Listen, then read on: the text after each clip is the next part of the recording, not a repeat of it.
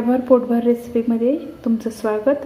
श्रावण महिना सुरू झाल्यावर पहिला सण येतो तो म्हणजे पंचमी। याच पंचमीच्या पूजेसाठी लागणाऱ्या लाह्या घरी कशा बनवायच्या त्या मी तुमच्यासोबत शेअर करणार आहे। ह्या लाह्या पूजेसाठी तर वापरल्या जातातच, पण ह्या श्रावण महिन्यात खायलाही अतिशय पौष्टिक असतात। ज्वारीच्या लाह्या बनवण्यासाठी इथे मी ज्वारी घेतली।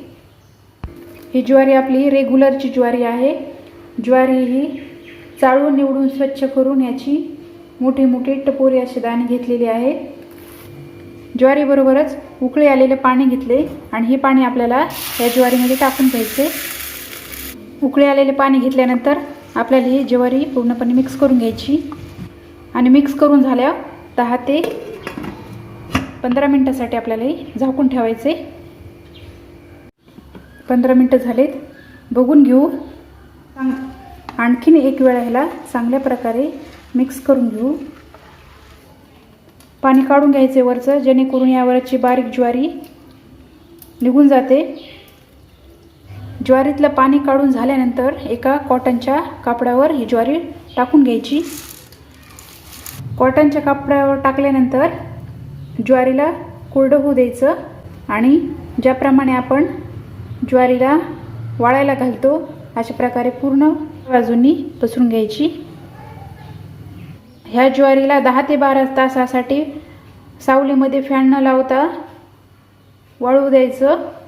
तुम्हाला ज्या दिवशी लाह्या बनवायच्या त्या आदल्या दिवशी तुम्हाला ही गरम पाण्यामध्ये भिजवून अशी वाळायला घालायची आणि दुसऱ्या दिवशी तुम्हाला ह्याच्या ज्वारीच्या लाह्या बनवायच्यात। मी बघू शकता उकळत्या पाण्यात भिजत घालून सुकवण्यासाठी ठेवलेल्या ज्वारीला 10 ते 12 तास झालेत आणि आता ही ज्वारी चांगल्या प्रकारे सुकली आहे आणि आता आपण ज्वारीच्या लाह्या बनवायच्या आहेत।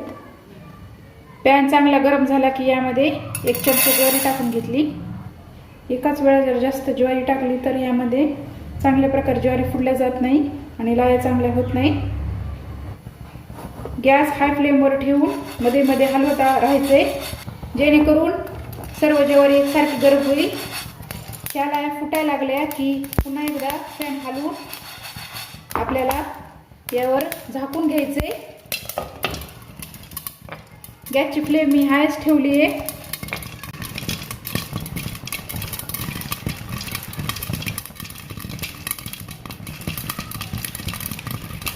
कोणत्याही प्रकारची डिश किंवा घडी घातलेल्या कॉटनचं कापड तुम्ही यावर झाकू शकता।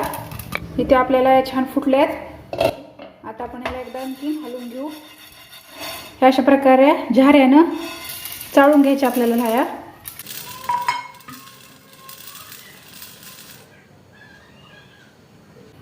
मस्त लाह्या झाल्यात। आता राहिलेल्या ज्वारीच्या आपल्याला अशा प्रकारे लाह्या बनवून घ्यायच्या आहेत। त्यासाठी 1 चमचा मी ज्वारी टाकली, अधूनमधून हलवून घेणार आहे। हाय फ्लेमवरच आपल्याला अशा प्रकारे हलवून घ्यायचे। तुम्ही बघू शकता इथे लाह्या होण्यासाठी सुरुवात झाली। पुन्हा एकदा त्यांना हलवून घेऊ छान, जेणेकरून करपल्या जाणार नाही ह्यामध्ये ज्वारी आणि लाह्या सर्व फुटल्या जातील। आता आपण पुन्हा याला एकदा झाकून ठेवू।